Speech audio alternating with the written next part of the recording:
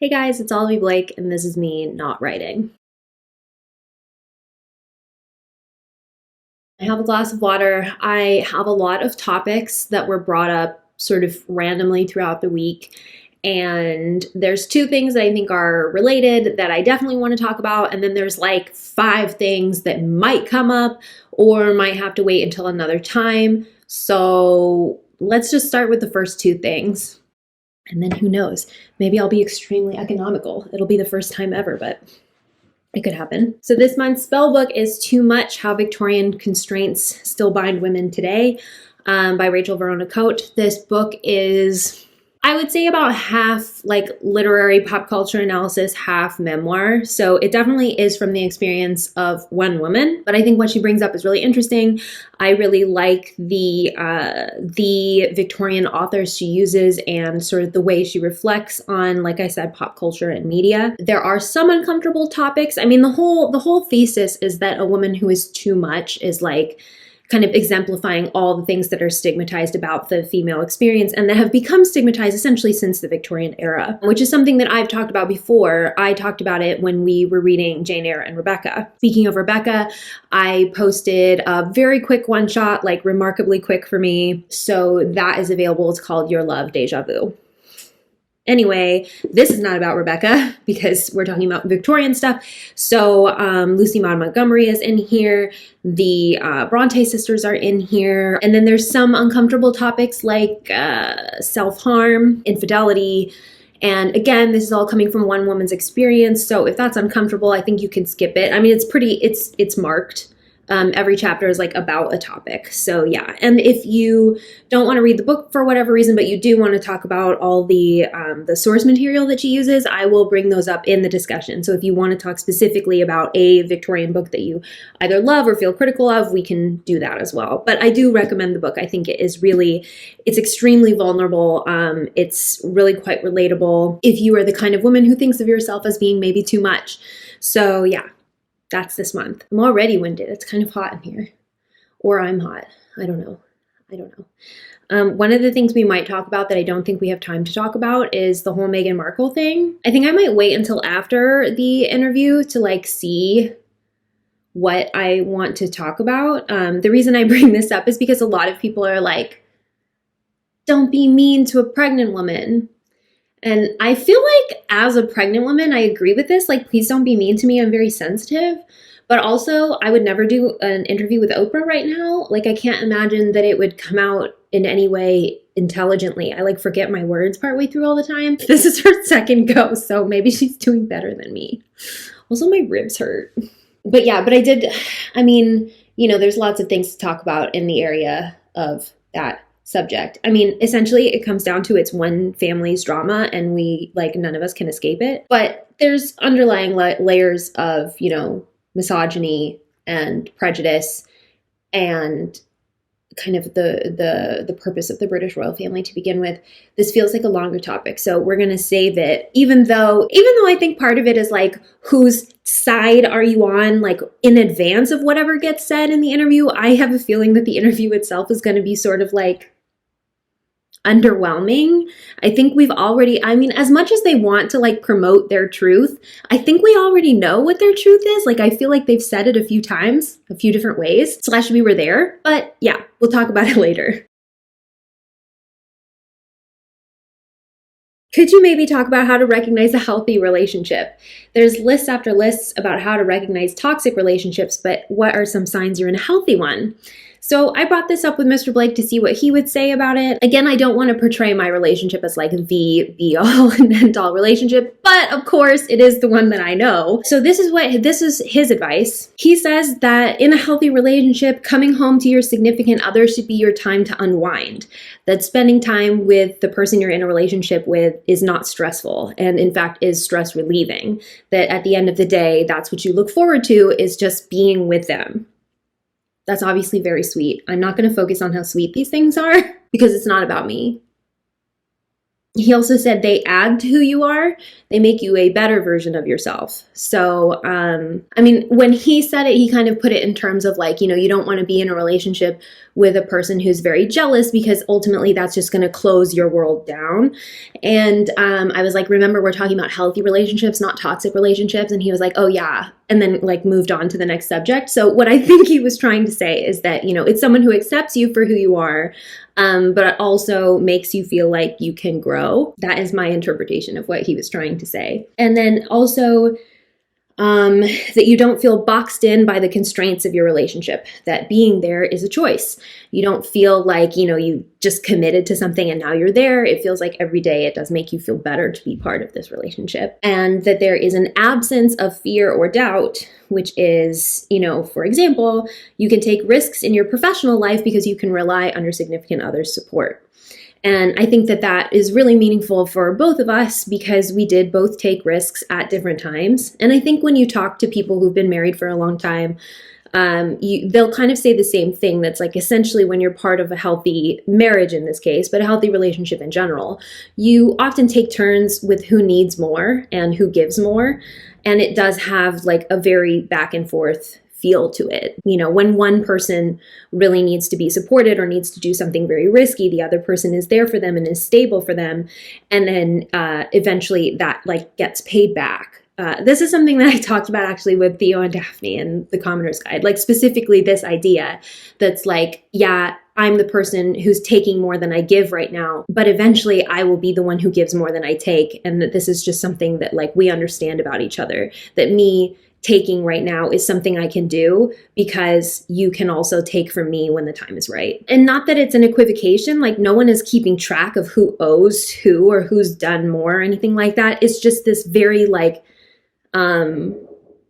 something got here from FedEx and now I have no idea what I was talking about. So it's not some sort of equivocation where you have to make things equal. It's just this sort of like innate understanding that there is a balance and that when it's your turn to ask for something, you can ask for something, or when it's your turn to give something, you'll be there to give it. And then also you feel safe when communicating your emotions, good and bad. So you feel safe not only communicating good things with them, good things that have happened to you, good things in your life that don't involve them, but also that you can communicate your needs and feel like that is going to be productive, that if you tell your partner what you need, that something is going to come out of that. You know, I've written a lot of aspects of my relationship into different things. There's one thing that popped into my head when I was just thinking about this in general was the apple thing in Masters of Death. I don't know if you're familiar with that. It's my first book, but essentially the two characters, Brant and Fox, Brant consistently offers Fox these apples. And there is, you know, more significance to it in the plot. But to Fox, it is like a mystery that there must be like something more layered in the offering of the apples. They're not normal apples. And so he eventually asks, like, why do you always do that? What are you trying to say? And Brant says, I don't know. It's something that I have. And so I want you to have it too. Which comes from a thing Mr. Blake usually does / was definitely doing all the time, where if he had like a glass of water, he would offer it to me, or if he was eating something, he would also offer it to me. And it just seemed to be this like instinctive need to like share what he had with me. And I get why it's hard to define a healthy relationship versus a toxic relationship, because it's almost harder to identify, healthy relationships are going to look sort of different, I guess. Whereas toxic relationships sort of always look the same. Like whenever I hear someone complain about something, it's like a very specific thing that I've heard before. Like no matter what variation it is, you've heard it before. So I think that's what makes it easier to talk about toxic relationships, because they do all have a consistency to them. It's essentially the same event happening or the same flaw, just manifesting in, different details, but essentially the same problem. There's lots of things you could say about healthy relationships that when taken to an extreme degree become toxic. Like I think in my relationship, as I don't think that it was ever unhealthy, but I think it did become healthier once I realized that, I could have more of my own life. I mean, I've hinted at this before, that for the first couple of years of our relationship, I was still very young and not all that sure of myself / my value.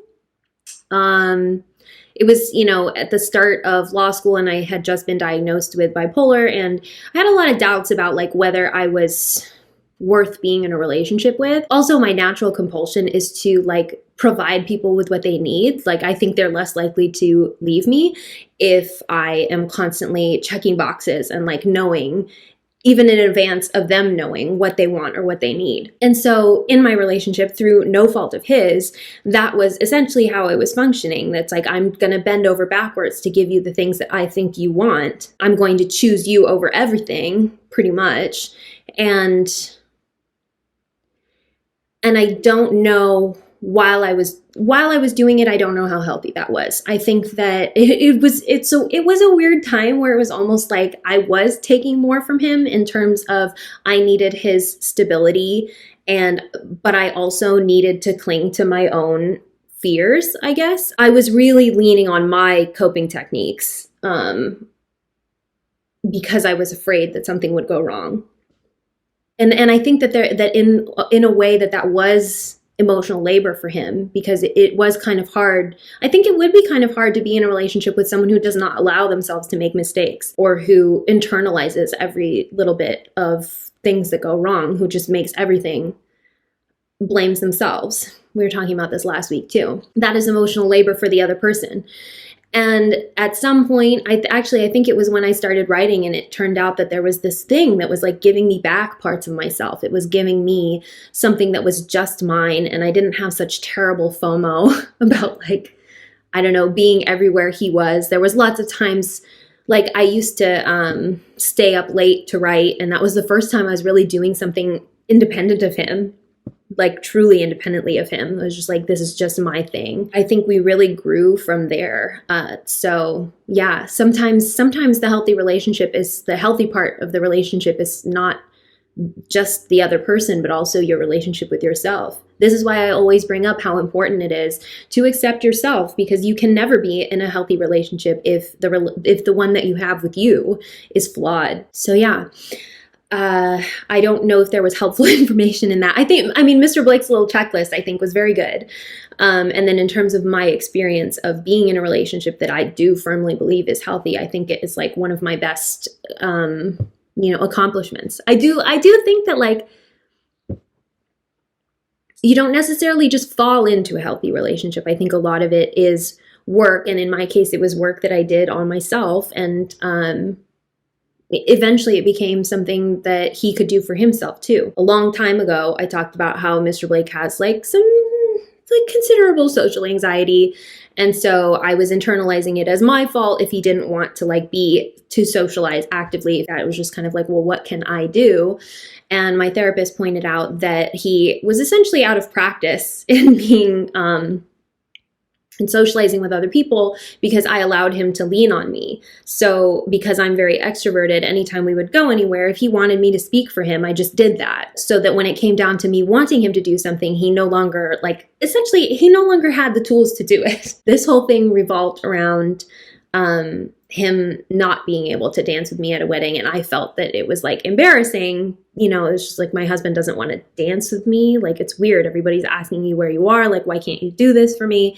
And my therapist was like, I think for the last few years, you guys have become reliant on this dynamic where you are his security blanket, basically, that we started to really realize that, when he's uncomfortable in social situations, he kind of clings to me. He doesn't talk as much. It's like he really needs me. But in order for us to have a balance where I can also rely on him, I had to stop being that crutch for him. So this was something, this was a conversation we had a couple of years ago, and it's been like so much better since then, where it's just like, sometimes we realize that it's better for both of us if we don't rely on each other so much. That was a definite tangent where it's hard to find the root of what I was trying to say, but I think it all comes back to that sort of just innate balance of like, I will take sometimes when I need to take, and I will give sometimes when you need me to give. And that neither of us is tracking that. It's not like there's a balance sheet for what we owe each other. It's just this really, I think what feels healthy about it is the safety and the faith I have that when I need something, I can just ask. And his thing about the person in your life, not being a source of stress. I think that taking joy from each other is really important. There there is no joy for me like sharing his joy. And I would assume vice versa. The way he shares in my success is a really beautiful thing. And so I think it's just, yeah. The best way I can describe it is a balance in all things. Dear Olivie, I have a new boyfriend and everything is great except he can't make me orgasm. I know what I like and he's willing to take directions, but he isn't very good at things like dirty talk, and it's not as satisfying as when I do it myself, especially if I use my vibrator. Please help. I like everything else about him, so don't want to give up this hurdle. So what I was kind of hinting at before, and the idea of having space to express your needs, is something that even if you know what you want and you know what to say that you want, it's still hard in a new relationship to figure out how you can say that. So I think this is a very common problem. Also, like, sex is like, you really have to, I know I write it, so I'm guilty of this myself, but very rarely, I think, is a woman going to have an orgasm like the first time with a new partner. Actually, this is like statistically proven, in fact, that like while most men, like 90-something% of men are going to have an orgasm on a one-night stand, most women are not. It's like a huge gap, statistically speaking, because you really have to know what a woman likes, and it's not interchangeable. It is a little bit more complex. So it's great that you already know what you like. That's a plus. I think there's lots of people who don't know what they like, and they're just sort of hoping that like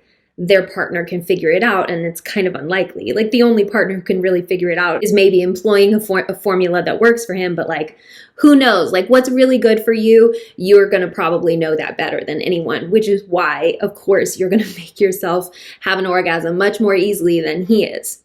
So really this comes down to how you communicate what you want. And I think that there are a couple of ways to do it. If it's something where like, so he is not good at dirty talk, they're like, maybe he just doesn't know like what to do. So one thing you could do is like watch some porn together. For this, I always recommend Bellesa. Everything is direct and produced by women, so it's just like a safer place if you're looking for something that is more female gazy. I think one way you could do it is just like, for fun, like, oh, we're going to watch some things together. And then you could just point out like, oh, I like what they're doing right there. Or do you like this? So it's more of a collaborative process. And you're not specifically telling him that he's doing something wrong. It's more like, look what this person is doing. I like what they're doing. Also, it's always best to reward people with positive feedback. So when he does something you like, you maybe want to go out of your way to make it evident that you like it. Like, yeah, I like that. Keep saying that. If he doesn't know how to dirty talk to him the way you would want to be spoken to. The chances are he just doesn't have any familiarity with it. So that's one thing you could do. I mean, you're essentially teaching him. Should ask Mr. Blake about pedagogy. But yeah, I think most people learn in a positive learning atmosphere where they don't feel like they're being judged or punished for their mistakes. So you definitely want to keep that. Yeah, but you don't want to fake your orgasms. I think that's really important too, is you don't want to give him false data. Maybe a good way to do things is that you are also doing things that are new for you, so that way it's not just like, here, do this thing that I've always done with myself. It's let's both try something new and see if we like it. I wrote into the Commoner's Guide a dice game. That's one thing you could do. Just put a list of positions, match it up with 1 through 6 and roll the dice. So that way it's not like you're not giving me what I want. It's let's really discover this together. Let's really like learn each other, because however much he doesn't know your body, you also don't know his. So really try to treat this as we are here as a team and we are going to learn something new about each other. I mean, that's really what's like great about sex, right? It's like, yeah, there's the thrill and the adrenaline of it, but when sex is really good, it's because you're really connecting with the person. And I don't necessarily mean that in a sentimental, emotional way. Like, as far as it goes on the like spectrum of sexuality, I'm definitely in the like high sex drive. Like, it really is a separate act for me from love. But it is much better when your partner really does know your body and know knows what you like. So getting to that point can take a while, but I think it is more worth it than just someone who like gets it right off the bat. I mean, yeah, that would be great. That's the dream. But I think that, you know, that the time you spend getting to know someone, and connecting with them in a sexual way is like, actually, it's quite important. You can't really skip that process of like really knowing someone, how they work, what they like. I think it's really more worth it in the end to go through the process of learning that and teaching when you have to, as opposed to something that is just like, right. I know that sounds counterintuitive, but you know, different things for different occasions, right? It's fine. I think this is one of those problems that's actually relatively easy to fix because it's essentially just a lack of knowledge. He just doesn't know what you like. And so finding a way to teach him, like I said, it's better if you make it so that you're both learning. And how you do that, there's a lot of fun ways to do that. Try something new. Try something. Yeah, I think it's it would probably be safest / most fun for both of you to just try something new. And then anytime that he does something that you like, just really make that clear to him. And if you don't like something, definitely say that you don't like it so that he doesn't do it again. I don't know what the specific problem is, but yeah. And also if you want to like show him how you use your vibrator on yourself, he's not going to dislike that. I mean, chances are that's going to be enjoyable for him to watch. So he also might learn from that experience. No point not giving it a try. I think ultimately just do you feel safe enough bringing up what you want? And that's what's important. As long as you feel comfortable in that scenario where it's like, yeah, I do feel like I can talk about what I want and I can express and communicate this, you're in a good place. And then the actual orgasm part is like kind of the easy part. That'll come along. So someone asked me about self-publishing and specifically about Amazon, and I wanted to give a better answer after talking to my agent because I'm in a place where I need to figure out if I need to like expand my self-publishing platform. I never planned to go beyond Amazon because Amazon's KDP program is like pretty good. I also format my own books and I design my own covers. So I'm not sure what all the levels would be. Like, I don't think that I'm necessarily the best person for giving advice about how to use the platform. And I would like to wait until I have more information. So I'm going to not really answer that right now. Someone else asked, what was the process of comping my books when I was querying? A comp is a comparable book that has sold within the last 5 years, which basically signals to the agent what genre your book is, and what its like marketing process would be. You want to compare it to books that weren't not books that are like anomalies, but books where they can sort of follow the publishing trail and identify which publisher sold it, what kind of publisher, what kind of lists it was on, what sort of, table it would be on at Barnes and Noble. And the easiest shorthand for this is giving a comparable title so that they understand the genre, the age group, the sort of themes, stuff like that. So in the end, it's not the most important thing, but I think having a good comp is going to really help you sell the book to the agent, who is the first person that you really need to sell the book to. So the number one thing is you have to be able to identify your book's main themes, or it's like you have to identify what's most unique about your book. What really stands out is its setting.